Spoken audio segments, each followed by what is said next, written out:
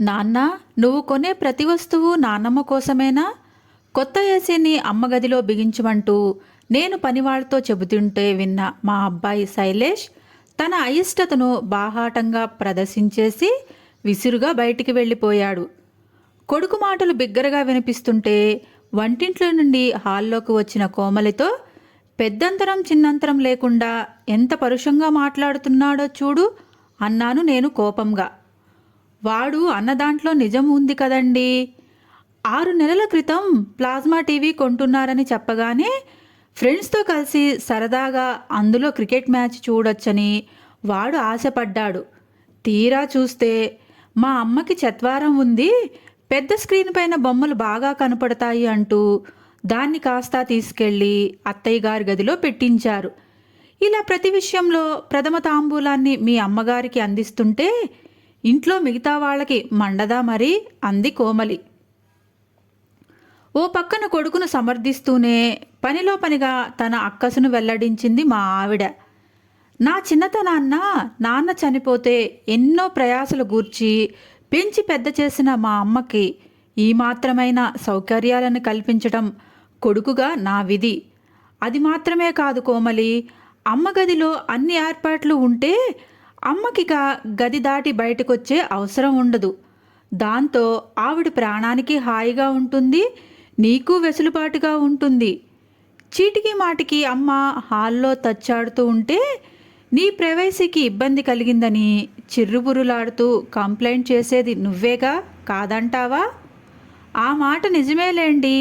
అత్తయ్య గారు హాల్లోకి వచ్చి ప్రతి విషయాన్ని ఆరాలు తీస్తుంటే నాకు మహా చిరాకు వేస్తుంది. పోనీ ఆవిడ అంతటితో ఆగినా సర్దుకుందును. కానీ అక్కడే సోఫాలా కూర్చుని నా కోసం వచ్చే ఫ్రెండ్స్ అందరితోనూ బాతాకానీ పెట్టుకుంటారు. ఇంక మన ఋషిగాడు కనిపించడం ఆలస్యం. వాడి చెవిలో జోరీగలాగా దూరి ఏవో నీతి బోధలు చేస్తూనే ఉంటారు. అవన్నీ వాడికి నచ్చవు. అలాగనే పెద్ద ఆవిడనేమీ అనలేక నా మీద ఎగురుతాడు. ఈ గోలంతా పడే కంటే మీరు అన్నట్లుగా ఆవిడ గదిలోనే అన్ని ఏర్పాట్లు చేయటం ఉత్తమం. అయినా మీ చేదస్తమే కానీ అత్తయ్య గారి కోసం మీరెంత చేస్తున్నా నాకైతే ఆవిడ మొహంలో ఏనాడు పిసరంతైన సంతృప్తి కనిపించదు. ఆవిడ నోటి నుండి మీ గురించి ఒక చిన్న పొగడ్తా వినిపించదు. పలుకే బంగారమాయే అన్నట్లు ఎప్పుడూ మూతి బిగించుకుని కూర్చుంటారు. తను చెప్పవలసింది చెప్పేసి తిరిగి వంటింట్లోకి వెళ్ళిపోయింది కోమలి. అమ్మ గురించి చివర్లో తను అన్న మాటలు నాకు అప్రియంగా అనిపించినా ఆ క్షణాన వాటిని నేను అంతగా పట్టించుకోలేదు.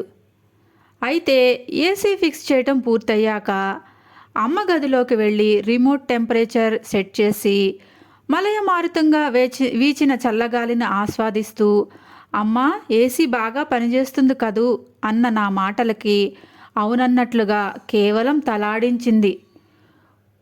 అమ్మ మోములో నేను ఆశించిన ఆనందం కనిపించినప్పుడు మాత్రం అమ్మ గురించి కోమలి చేసిన వ్యాఖ్యానంలో నిజం లేకపోలేదు అనిపించింది. ఆ తరువాత మాట్లాడేందుకు ఇంకా ఏమీ లేదు అన్నట్లుగా టేబుల్ పైనున్న భగవద్గీతను అందుకుంటున్న అమ్మతో సంభాషణ ఇంక పొడిగించడం ఇబ్బందిగా తోచి అక్కడ నుండి బయటికి వచ్చేసి హాల్లో సోఫాలో కూర్చున్నాను. నేను హాల్లోకి రావటం చూసిన కోమలి, ఏమండి, మన ఇంటికి కొత్త ఏసీ వచ్చిన శుభ సందర్భంలో మీకు ఇష్టమైన గులాబ్ జామ్ చేశాను, తినండు అంటూ చేతికి ఇవ్వగా అంతలోనే తినబోతూ అమ్మకి ఇచ్చావా కోమలి అని అడిగాను. ఆవిడికి పెట్టకపోతే మీరు ఊరుకుంటారా మహానుభావా? ఆ గదిలో ముందుగా సప్లై చేశాకే మీకు ఇస్తున్నానులేండి కాస్త ఎగతాళిగా అంది కోమలి. ఏ మాటకి ఆ మాట చెప్పాలి. అప్పుడప్పుడు కోమలి నాపైన అమ్మపైన చనుకుల్ని విసురుతుందే కానీ అమ్మకి ఏ విషయంలోనూ లోటు రానివ్వదు. అందుకే తనపైన అమితమైన ప్రేమ.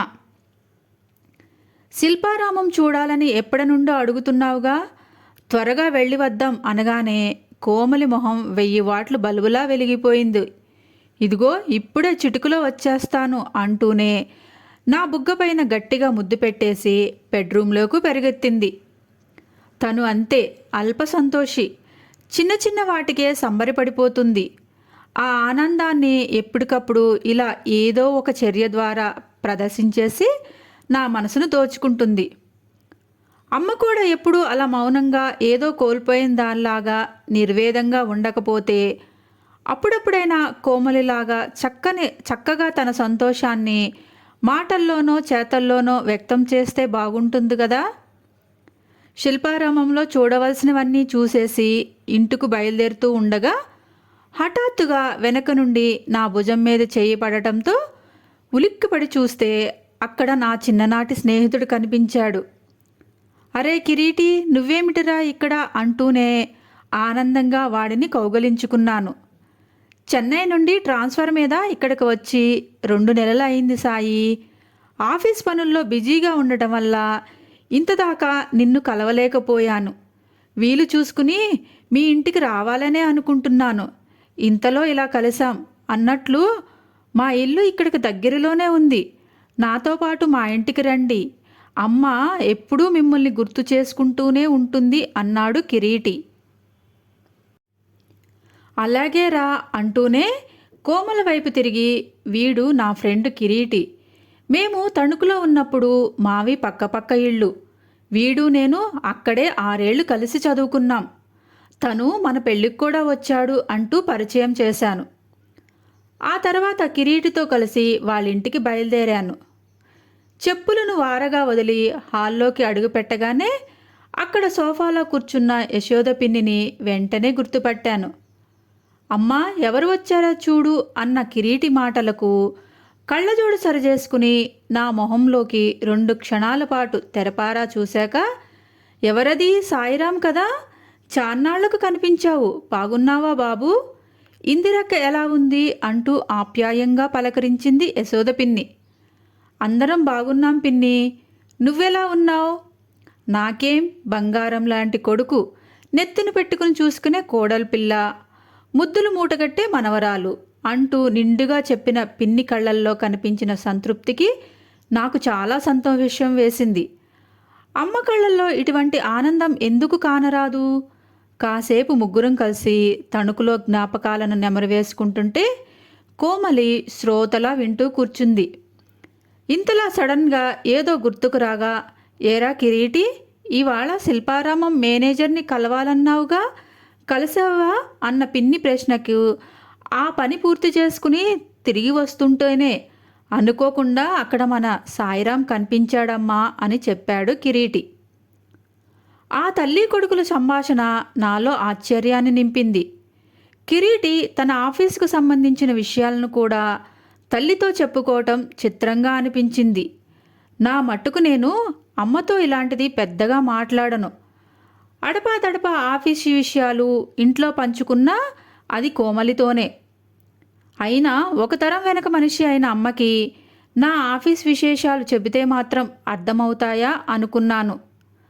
అంతలో బయట నుండి లోనికి వచ్చిన వ్యక్తిని భాగ్యలక్ష్మి నా భార్య అని పరిచయం చేస్తూనే ఆమె చేతుల్లో నుండి కూరగాయ సంచుల్ని అందుకుని వంటింట్లో పెట్టి వచ్చాడు కిరీటి. సోఫాలో యశోద పిన్ని పక్కనే కూర్చుని కొంగుతో నుదుటిపైన చెమటను తడుచుకుంటూ, అత్తయ్య, ఈవేళ మార్కెట్లో మీ అబ్బాయికి ఇష్టమైన చింత చిగురు దొరికింది, అలాగే మీకు ఇష్టమైన బొమ్మిడాయిలు దొరికాయి. ఈ రాత్రికి వంట ఏం చేయమంటారు అని భాగ్యలక్ష్మి అడుగుతుంటే, బాగా అలసిపోయినట్లు ఉన్నావు, ఇవాళకి నువ్వు రెస్ట్ తీసుకోమ్మా. నేను ఇందాకే టమాటా పచ్చడి చేసి వంకాయ కూరలోకి మసాలా కూడా రెడీ చేశాను. అన్నం కూడా అరగంటలో అయిపోతుంది అని చెబుతూ, సాయి, మీరు ఈవేళ ఇక్కడే భోజనం చేయండి, నీకు టమాటా పచ్చడి అంటే చాలా ఇష్టం కదా అంది యశోద పిన్ని. నా ఇష్టాలు నీకెంత బాగా గుర్తున్నాయి పిన్ని అంటూ ఆశ్చర్యపోతూనే, ఇప్పుడు భోజనాలవి వద్దు, ఆలస్యం అవుతుంది, ఇంట్లో అమ్మ ఒక్కతే ఉంది, మరోసారి తీరిగ్గా వస్తాను అన్నాను. అయ్యో, అమ్మని ఇంట్లో ఒంటరిగా వదిలి వచ్చావా? అలా అయితే త్వరగా బయలుదేరు సాయి. నిన్ను విడిచిపెట్టి ఉండటం అంటే ఇందిరక్కకి ఎంత నరకమో నాకు బాగా తెలుసు. అప్పట్లో మన కాంపౌండ్లో ఆడవాళ్ళమంతా కలిసి అడపాదడపా సినిమాకో షాపింగ్కో ప్రోగ్రాం చేస్తే మా సాయి ఇంటికి వచ్చేటప్పటికి నేను ఇంట్లో ఉండకపోతే వాడు బెంగ పెట్టుకుంటాడు. వాడు లేకుండా నాకు ఎక్కడికి వెళ్ళబుద్ధి అవదు అంటూ ఇల్లు కదిలేది కాదు మీ అమ్మ. ఎప్పుడైనా పొరపాటున వచ్చినా ముళ్ళపైన ఉన్నట్లుగా ఉండి కాసేపటికి ఇంక మా సాయి ఇంటికి వచ్చే టైం అయింది అంటూ ఉరుకులు పరుగులు మీద వెళ్ళిపోతుండేది. దాని పంచప్రాణాలు నువ్వేరా. నువ్వు మీ అమ్మ కళ్ళ ఎదుట మసులుతూ 4 మాటలు దానితో నవ్వుతూ మాట్లాడితే చాలు, దాని మనసు పొంగిపోతుంది. మీరు ఇంటి నుండి బయలుదేరు ఎంతసేపు అయిందో ఏమో. త్వరగా వెళ్ళి బాబూ. అయినా అమ్మను కూడా తీసుకువచ్చుంటే బాగుండేది కదరా. తను కదలలేని పరిస్థితుల్లో గాని లేదు కదా అంటూ ఆందోళన పడింది యశోద పిన్ని. పిన్ని మాటలు నాలో నిద్రాణమైన బాల్య జ్ఞాపకాలను తట్టి లేపాయి. నిజమే, నా చిన్నతనంలో నేను ప్రతీదీ అమ్మతోనే పంచుకునేవాణ్ణి. స్కూల్ నుండి నేను ఇంటికి తిరిగి వచ్చేసరికి అమ్మ ఇంట్లో ఉండకపోతే నాకు అస్సలు తోచేది కాదు. ఏ రోజుకు ఆ రోజు ఆ వేళ ఎలా గడిచిందో పూసగుచ్చినట్లుగా వివరంగా అమ్మతో చెప్పుకోకుంటే నాకు పిచ్చెక్కినట్లుగా ఉండేది. ఆ మాటకొస్తే నేను ఉద్యోగంలో చేరిన మొదట్లో కూడా ఆఫీస్ కబుర్లను అమ్మతోనే పంచుకునేవాడిని. అదేమిటో మరి కోమలితో పెళ్ళయ్యాక నా అలవాట్లన్నీ మారిపోయాయి. కోమలి తల్లిదండ్రులు బంధువర్గం ఇదే ఊర్లో ఉంటారు. తనకి స్నేహితులు కూడా ఎక్కువే. పెళ్ళైన మొదట్లో తరచుగా వాళ్ళ ఇళ్లకు మేము వెళ్ళటం లేదా వాళ్ళని మా ఇంటికి భోజనానికి పిలవటం జరుగుతూ ఉండేది. 2-3 రోజులు వరుసగా ఏవైనా హాలిడేస్ కలిసి వస్తే అందరం కలిసి పిక్నిక్లకి టూర్కి వెళ్తుండేవాళ్ళం. అమ్మని మాతో రమ్మంటే తను పెద్దగా ఇంట్రెస్ట్ చూపేది కాదు. నేను బలవంతం చేయబోతే పెద్దవారు ఆవిడని ఇబ్బంది పెట్టడం దేనికి, ఆవిడికి ఎలా ఇష్టమో అలానే ఉండనివ్వండి అనేది కోమలి. అలా వివాహం తర్వాత కోమలితో నా బంధం బలపడి నా మనసు తలుపుల్ని తనతో పంచుకోవటం మొదలెట్టగానే నాకు తెలియకుండానే అమ్మకి నాకు మధ్యన దూరం పెరిగిపోయి మాటలు తగ్గిపోయాయి. భోజనం చేశావా, మందులు వేసుకున్నావా లాంటి పొడి పొడి మాటలే తప్ప అమ్మతో నేను నోరారా కబుర్లు చెప్పి ఎన్నాళ్ళయ్యిందో. నేను ఇలా ఆలోచనలో ఉండగానే చూడు నానమ్మ, అమ్మ నన్ను ఐస్ క్రీం తిననివ్వటం లేదు అంటూ తల్లి వైపు ఫిర్యాదుతో నాన్నమ్మ పక్కనే వచ్చి కూర్చుంది కిరీటి కూతురు. మరి ఐస్ క్రీం తింటే నీకు రొంప చేస్తుందేమోనని అమ్మ భయం తల్లి. 4 రోజులు ఆగితే స్కూల్కి పరీక్షలు అయిపోయి సెలవులు ఇస్తారు కదా, అప్పుడు మనిద్దరం కలిసి కథలు చెప్పుకుంటూ బోలెడన్ని ఐస్ క్రీములు తిందాం, సరేనా బుజ్జి తల్లి అంటూ యశోద పిన్ని తన మనవరాలికి సర్ది చెప్తుంటే చూడముచ్చటగా ఉంది. మా శైలేష్కి మా అమ్మ దగ్గర ఇటువంటి చనువు లేనే లేదు. అయినా కన్న కొడుకు నేనే అమ్మకి మానసికంగా దూరం జరిగిపోయాక ఇంక నా భార్య బిడ్డల విషయం చెప్పేది ఏముంది. నానమ్మ అంటూ చిన్నతనంలో అమ్మ వద్దకు శైలేష్ పరిగెత్తుకుని పోతుంటే నానమ్మని డిస్టర్బ్ చేయకు అంటూ కోమలి వాడిని వారిస్తూ వెనక్కి లాగేది. అది చూసి మా అమ్మకి శ్రమ కలగనీయకుండా కోమలి చక్కగా చూసుకుంటుంది అనుకుని సంతోషించానే తప్ప దాని ఫలితంగా నానమ్మ వద్ద మనవడికి చనువు లేకుండా పోతుందని ఆలోచించలేకపోయాను. కిరీటి ఇంటి వాతావరణానికి మా ఇంట్లో పద్ధతులకి నడుమ ఉన్న అంతరం నాకు ఇప్పుడు స్పష్టంగా తెలిసొస్తుంది. అమ్మ కళ్ళల్లో కాంతి లోపించడానికి ఆమె మౌనానికి గల కారణం లీలగా బోధపడుతుంది. పిన్ని, మీరంతా ఈ ఆదివారం వీలు చూసుకుని లంచ్కి మా ఇంటికి వచ్చేయండి. మిమ్మల్ని అందరినీ చూసి అమ్మ చాలా సంతోషిస్తుంది అని చెప్పి ఆ తర్వాత కోమలితో కలిసి బయటికి వచ్చేస్తుంటే మాతో పాటు తను గేటు దాకా వచ్చాడు కిరీటి. కిరీటి, నువ్వు పిన్నిని చూసుకుంటున్న తీరు అభినందనీయం. పిన్ని కళ్ళల్లో కనిపించే మెరిపే దానికి సాక్ష్యం అంటూ వాడిని మనస్ఫూర్తిగా అభినందించాను. భలేవాడివి సాయి, అమ్మను సంతోషపెట్టేందుకు నేను ప్రత్యేకంగా చేస్తున్నది ఏమీ లేదు. నా ఎరుకులో చాలామంది తల్లిదండ్రుల కోసం అన్ని వసతులతో కూడిన ప్రత్యేకమైన గదులను ఏర్పాటు చేయటం నాకు తెలుసు. నా ఆర్థిక పరిస్థితి దృష్ట్యా నేను అమ్మ కోసం అలాంటి సౌకర్యాలు ఏమీ అమర్చలేకపోయాను అన్న విషయం నన్ను ఎప్పుడూ బాధిస్తూనే ఉంటుంది. అదే మాట అమ్మతో అంటే, అందరు కొడుకుల్లా నువ్వు నీ ఇంట్లో ప్రత్యేకమైన గదిని ఇవ్వకపోతే ఏమిటి? నీ గుండెల్లో నాకు ప్రత్యేకమైన చోటిచ్చావు, అది చాలదు ఈ అమ్మకి? కృష్ణారాము అంట ఏదో మూలన పడుండే ముసలమ్మతో మాటలేమిటి అనుకోకుండా ప్రతిరోజు వీలు చూసుకుని నా దగ్గర కూర్చుని నీ కష్టం సుఖం చెప్పుకుంటావు, నా సలహాలు అడుగుతావు. నేను నోరు తెరిచి చెప్పకుండానే నా అవసరాలు తెలుసుకుంటావు.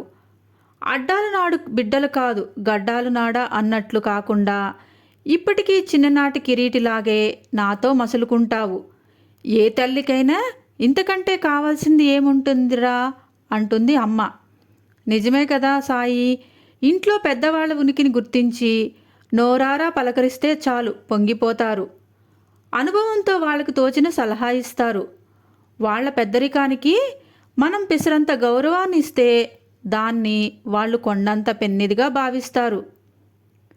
కొత్తగా మన జీవితంలోకి అడుగుపెట్టిన భార్య బిడ్డల మోజులో పడి పెద్దవాళ్ళను నిర్లక్ష్యం చేయకుండా మన కుటుంబంలో సభ్యులుగా వాళ్ళను కలుపుకుపోవటాన్ని అంతకు మించి వాళ్ళు కోరుకునేది ఏముంటుంది సాయి?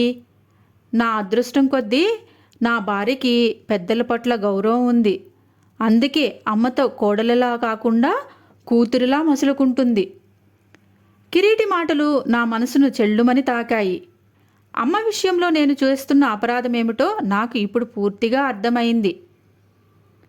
చిన్నతనం నుండి నన్ను వృద్ధిలోకి తీసుకురావటమే ధ్యేయంగా బతికిన అమ్మకు నా ఇంట్లో సకల సదుపాయాలతో ఒక గదిని ఏర్పాటు చేయటంతోటే నా బాధ్యత పూర్తయిందని భావించడం ఎంత అవివేకం! యశోద పిన్నికి మళ్ళీ హాల్లో నిండుగా కూర్చుని ఇంట్లో అన్నింటా తానే ఉండవలసిన అమ్మని ఒక్క గదికే పరిమితం చేయటం అంటే ఆకాశంలో హాయిగా విహరించే పక్షిని పంజరంలో బంధించినట్లేగా. స్వేచ్ఛని హరించేసే పంజరాన్ని బంగారంతో చేసినా అది పక్షికి ఆనందాన్ని ఇవ్వదన్న చిన్న విషయం ఇంతకాలంగా నా మనసుకి ఎందుకు తోచలేదు? అందరితో కలిసి సరదాగా కబుర్లు చెప్పుకుంటూ టీవీలో సినిమాను చూడడంలో ఉన్న ఆనందాన్ని అమ్మకు దూరం చేసేసి, అమ్మా నీ గదిలో పెద్ద టీవీ పెట్టాను, ఇప్పుడు నీకు బొమ్మ స్పష్టంగా కనపడుతుంది కదా అని అడగటం ఎంత హాస్యాస్పదం! నిజమే, కిరీటి చెప్పినట్లుగా అమ్మని ప్రత్యేక అతిథిలా కాకుండా కుటుంబంలో భాగంగానే చూసుకోవాలి. ఏ తల్లి అయినా కోరుకునేది అదే. అలా కాకుండా ఆధునిక సౌకర్యాలని అమర్చి సరదాలను సంతోషాలని తన సమయాన్ని భార్యాబిడ్డలతోనే పంచుకునే నాలాంటి కొడుకు సమక్షంలో ఏ తల్లికి మాత్రం సంతృప్తినిస్తుంది? డబ్బుతో లభించే సౌకర్యాలే మనిషికి సంతోషాన్ని ఇచ్చినట్లయితే ఈ భూమి మీద ఉన్న సంపన్నులు తల్లిదండ్రులంతా చాలా సంతోషంగా ఉండాలి. విదేశాల్లో స్థిరపడి అక్కడ సంపాదించిన డాలర్లతో ఇక్కడ సకల సౌకర్యాలను అమర్చి పెట్టిన పిల్లల తల్లిదండ్రులు మరింత ఆనందంగా ఉండాలి. కానీ వాళ్ళు ఎవరూ అలా ఉండడం లేదే. సౌకర్యాల ద్వారా కలిగే హాయి కేవలం మేనునే తప్ప మనసును తాకదు. ఎన్నాళ్ళ నుండో నన్ను వేధిస్తున్న అమ్మ ఎందుకు సంతృప్తిగా ఉండటం లేదు అన్న ప్రశ్నకు సమాధానం ఈవేళ దొరికింది. బుద్ధుడికి బోధివృక్షం కింద జ్ఞానోదయం జరిగినట్లుగా కిరీటి ఇంట్లో నా జ్ఞాననేత్రాలు తెరుచుకున్నాయి. ఇకపై అమ్మ కళ్ళల్లో వెలుగుని, ఆమె గుండెల్లో సంతృప్తిని ఎలా నింపాలో అర్థమవ్వగా ద్విగ్నీకృతమైన ఉత్సాహంతో వడివడిగా ఇంటి వైపు అడుగులు వేశాను. ఇంటికి చేరుకున్న వెంటనే అమ్మ గదిలోకి వెళ్ళి అమ్మ భుజాల చుట్టూ చేతులు వేసి హాల్లోకి తీసుకొచ్చి సోఫాలో కూర్చోబెట్టి పక్కనే కూర్చుని, అమ్మ ఈవేళ యశోద పిన్నిని కిరీటిని కలిశాను అంటూ అక్కడ కబుర్లన్నీ ఒక్కొక్కటే పూసగుచ్చినట్లుగా వివరిస్తుంటే మెరుస్తున్న కళ్ళల్లో నా వైపే చూస్తున్న అమ్మ కళ్ళల్లో అద్వితీయమైన సంతృప్తి, నాలోనూ అదే ఆనందం పొంగి పొరలుగా నాకు తెలియకుండానే చిన్ననాటి సాయినై అమ్మ ఒళ్ళో తల పెట్టుకున్నాను. పోగొట్టుకున్న పెన్నిది తిరిగి పొందిన అనుభూతితో నా మనసంతా నిండిపోయింది.